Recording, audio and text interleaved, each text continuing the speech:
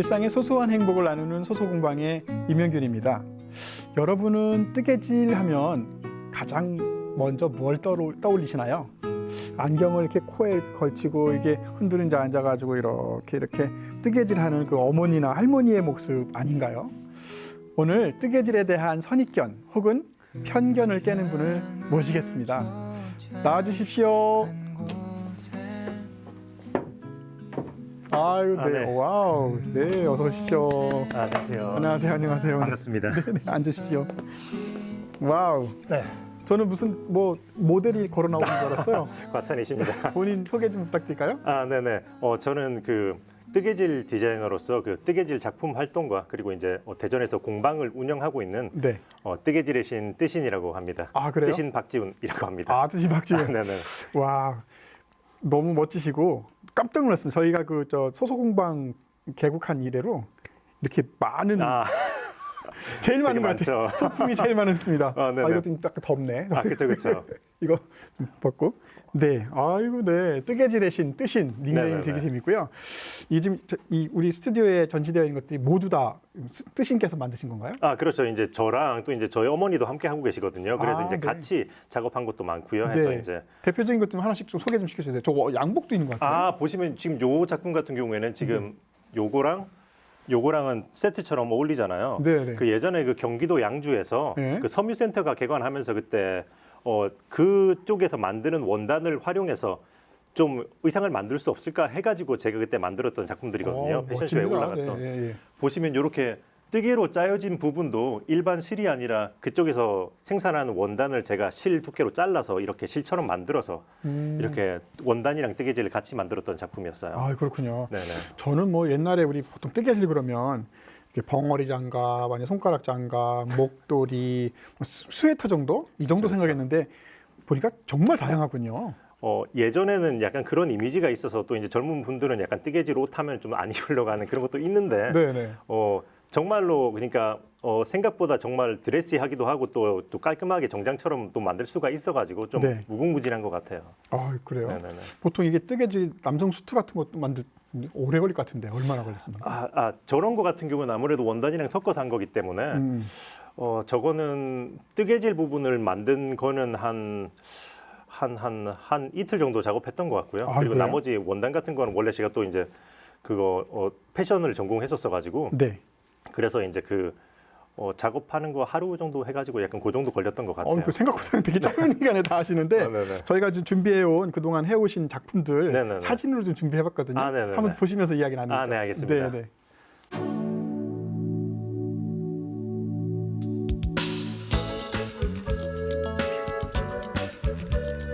아이고, 야, 멋진 저 드레스. 저기 뭐라고 하나요? 저걸?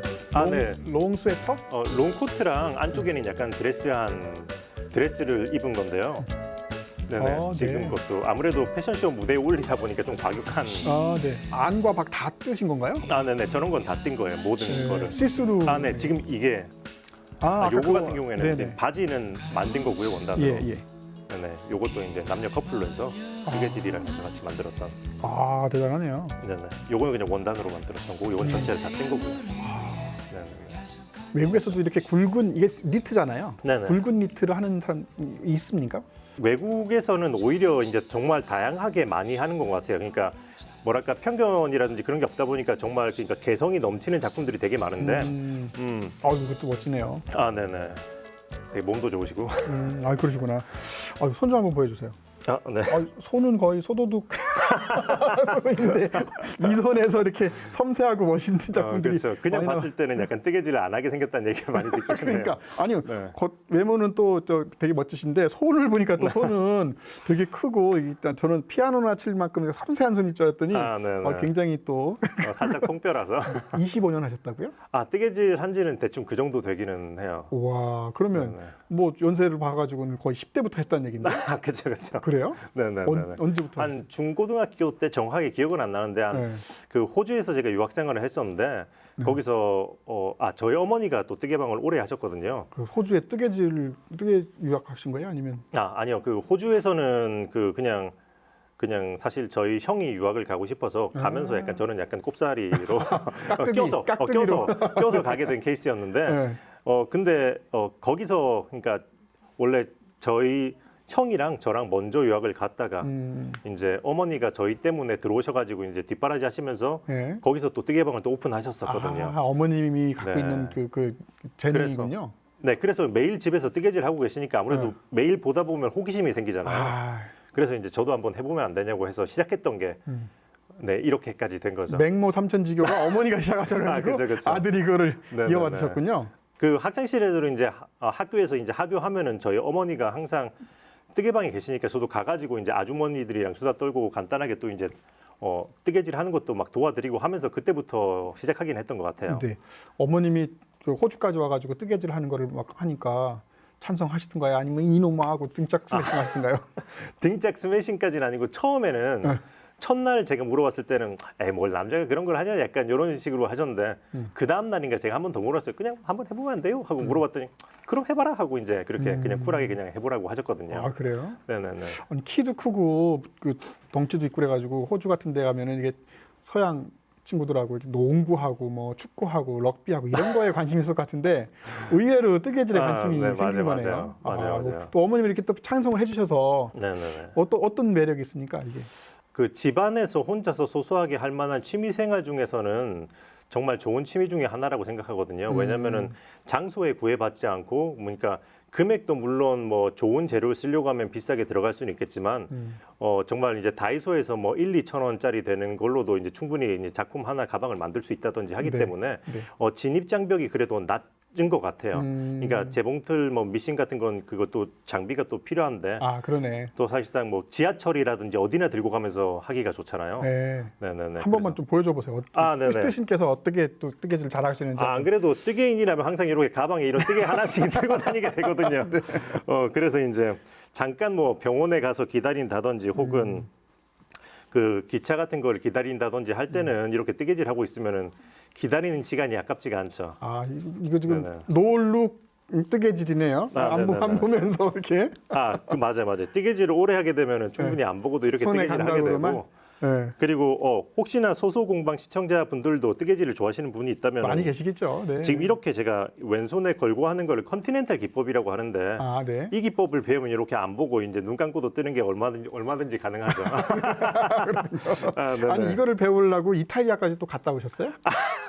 네. 이걸 하나만 배우기 위해서 이탈리아까지 갔다고 하면 약간 과장이긴 한데 네. 제가 호주에서 이제 유학 생활을 하면서 그 섬유 디자인을 또 이제 우연찮게 또 하게 됐었어요. 아, 네, 네. 섬유 디자인을 하면서 그때 그 패션 학교로 또 패션 학교로 그거 하루 견학을 갔었는데 그때 이제 패션 일러스트 그림 그리는 걸 배웠었는데 그게 너무 재밌는 거예요. 아하. 그래서 그림을 매일매일 그리다 보니까 약간 졸업할 때 돼서 전공을 뭐 하지 했을 때 패션 디자인 한번 해볼까라는 생각이 먼저 이어지네요, 나왔었거든요. 그렇게. 네네. 그래서 이제 심화 과정으로. 호주에서 이제 그거 패션 학교를 알아보다가 걔네들이 이태리에서 이제 있다더라 학교에도 이제 견학을 하니까 제휴가 돼 있다고 하니까 그럼 차라리 이태리를 바로 가자 약간 이렇게 해가지고 바로 갔었었어요.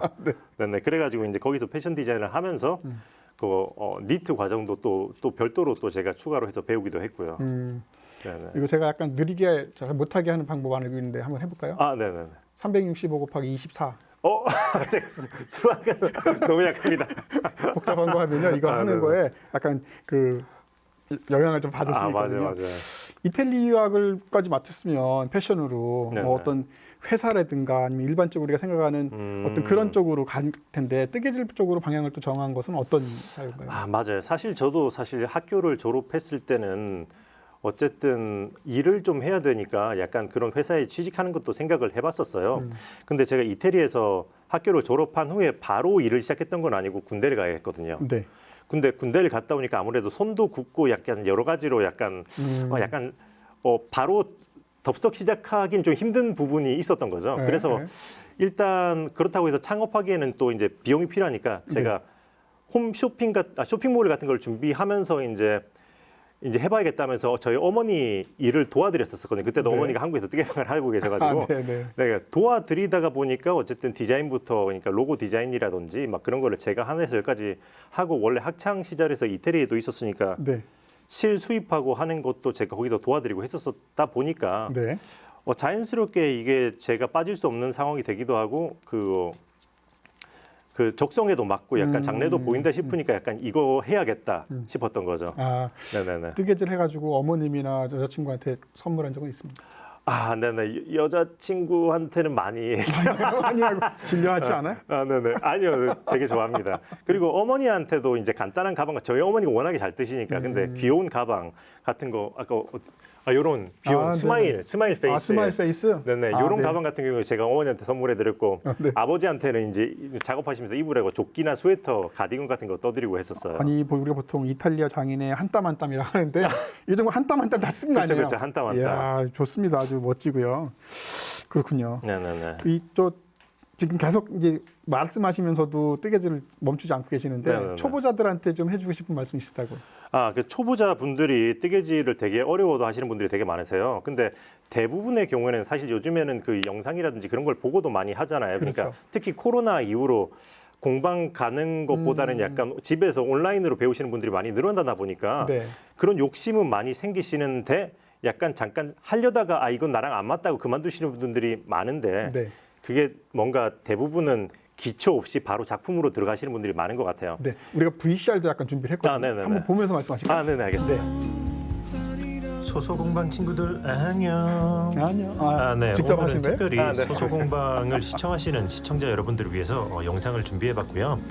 보시면 제가 이렇게 만들었던 여기 아유, 예쁘네요. 코바늘 모티브 가방에 있는 요 모티브를 하나 뜨는 걸 보여드리면서 그 코바늘을 하실 때 알면 좋은 유용한 팁들을 간단하게 소개해드리려고 해요. 보통 모티브를 뜨실 때는 그 시작코라는 걸 만들거든요. 여러 가지 방법이 있지만 이렇게 해서 코바늘을 넣고 걸고 이렇게 빼서 저는 이런 식으로 많이 만들고 있어요. 자, 여기서 중요한 거는 이거를 꽉 당겨서 오므리지 않고 이 상태를 살짝 유지해 두도록 할게요. 그리고 보통 이런 모티브를 뜰 때는 이제 여기서 기둥을 올리게 되잖아요. 자, 긴뜨기 기둥을 올릴 건데 사슬을 하나, 둘 이렇게 사슬은 이렇게 바로 빼는 게 사슬이거든요. 자, 이렇게 해서 기둥 2개 올리고 옆으로 한 칸 한 다음에 이렇게 바늘에 감아서 이게 긴뜨기를 사실상 영상을 아까 보고 있긴 오므리지 하지만 않았던 여기다가 초보자분들이 바로 그냥 해줄 영상 거예요. 보고 바로 하긴 좀 힘들긴 할 거예요. 네. 왜냐면은 그 완전 처음 보통 하시는 모티브 분은 할 때 이 그 중앙에 있는 바늘 원을 잡는 매직 법과 링이라고 부르는데 그러니까 처음에 그러니까 이렇게 사슬 첫 뜨기, 코를 바로 짧은 매직 뜨기 링으로 그런 기초 응용함으로써 정도를 한 초보자도 다음에 쉽게 작품으로 넘어가면 다 하실 수 있거든요. 진행할 수가 있는 거죠. 슬로우 비디오 같은 것도 좀 해놓으시면 네네네. 더 도움이 좀 될 것 같은데요. 너무 아, 빨라가지고. 맞아요. 예. 이게 아무래도 소수공방 또 이제 시간 관계상 좀 약간 빨리 하다 보니 네. 좀 그런 게 있는데. 예. 네네네. 그렇군요. 아, 저렇게 계속 하다 보면 저렇게 예쁜 뭐가 생기는군요. 마지막에 한길 긴뜨기 2개를 더해서 이쪽도 기둥 4개를 만들어주고 빼뜨기해서 마무리. 자, 점점 사각형의 형태가 잘 나오죠?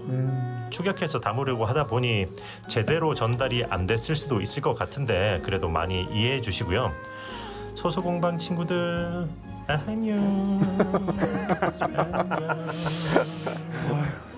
손은 정말 소도둑 저렇게 섬세한 걸 잘하다니 아, 너무너무 네네. 재밌습니다. 아, 시간이 짧은 게 너무 아쉽네요. 그러게요. 네네네. 저희가 시간 관계상 되게 빠르게 아, 막 네네네. 짧게 보여드렸는데 저렇게 한두 개씩 배우다 보면 저절로 이렇게 가방도 그렇고 여러 가지를 할 수 있다는 거잖아요. 그렇죠, 그렇죠.